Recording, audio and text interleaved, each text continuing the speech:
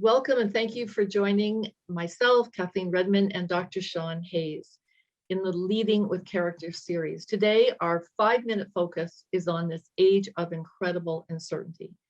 And uncertain it has been. Going back in a bit of time, certainly the Me Too moment, Black Lives Matter movement, ignited incredible discussions in the workplace. Now add on to this uncertainty, a pandemic. We're 2 years into this, not sure what the future brings. Russia has invaded the Ukraine. People are trying to come back to some kind of normalcy in the workplace, and there's just a great deal of feeling of quicksand and uncertainty. And I'm so glad that Sean, you're with us today. What are your thoughts on the impact all this has had on our workplace so far? I think you captured it well. It's a whole lot of external stressors that for the most of us, we've never experienced this level of ongoing stress. And what it defines as is chronic. It's almost a form of chronic PTSD, post-traumatic stress disorder. Now, for many of us, not all, but for many of us, this is a new experience. And what that means is we're sort of under constant high alert surge, and we just aren't built for that. That's not who we are. We're not built for this ongoing stressor. So what we're seeing in the workplace is more, if you like, inappropriate behavior, more instances of aggression, frustration, breakdown in communications. We're hearing from executive coordinators or secretaries that they've never been yelled at so often as they have in the last couple of years. We're hearing from managers say that they're seeing behavior that is just out of sorts, almost, for lack of a better word, almost the Will Smith slap type behavior is happening in the workplace. And how do you deal with this when it just is ongoing? It's not going to end quickly. What do you think, Kathleen? What are you seeing from your experience? Well, absolutely. What I'm seeing is there are a couple of really significant conversations that are happening right now. And one is around the leader's automatic reaction to say, how do we take care of our teams? How do we take care of our customers? And what they really have to start with is taking care of themselves. Mm-hmm.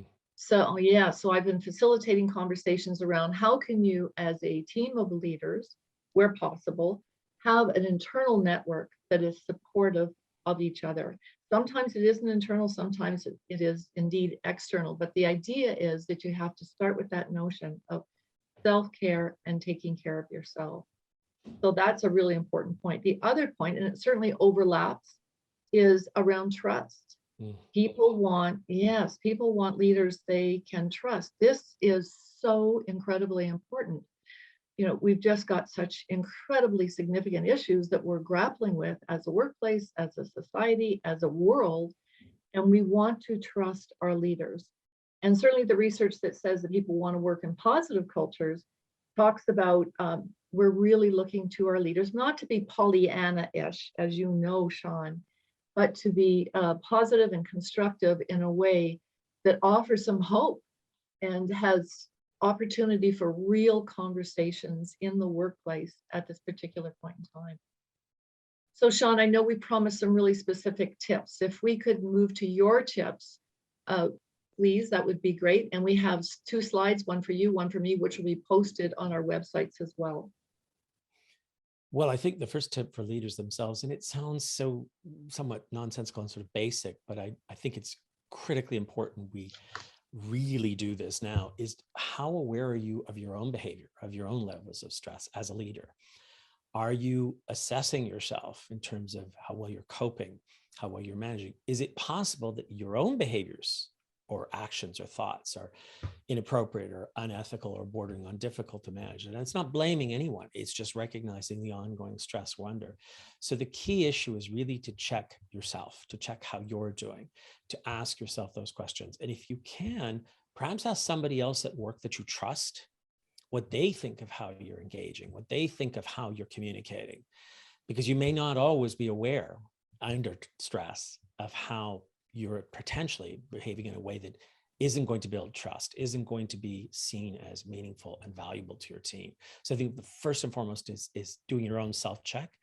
We have some tips on that at a link below and some others there on how you can assess what's going on for you and ask someone you trust to do so. That's a starting point, I think, Kathleen. What would you suggest from there?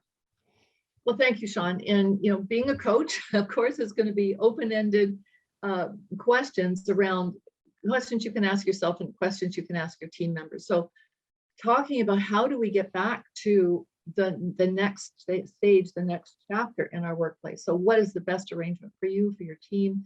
How can you effectively balance the needs of your organization and your team? How can you build support for yourself as an individual and for your team internally and externally for your organization in order to cope with these shifting sands, this quicksand feeling of the present moment? So, Sean, I just want us to wrap this up by saying that this is going to be a series of leading with character conversations. The next subject that we have is requirements for ethical behavior. What does that really mean in practical terms? Again, this is going to be on our websites as well as LinkedIn, so that you can find the information and find these tips that Sean's offered as well as mine. And we thank you so much for joining us, for watching this video. And Sean, I'll just pass this back to you for the last word, please. Thank you. And it's really an important topic. And maybe we could just add to that, Kathleen, that if any of you have any particular questions or things you'd like us to discuss in more detail or explore further in one of our sessions, don't hesitate to send us a question or a challenge that you're facing. We, of course, would respect your confidentiality, but be happy to discuss what we can give you and what insights we could share. Thank you. Thank you, Sean. And thank you for everyone who's listening. All the best during this really, really uncertain and challenging time.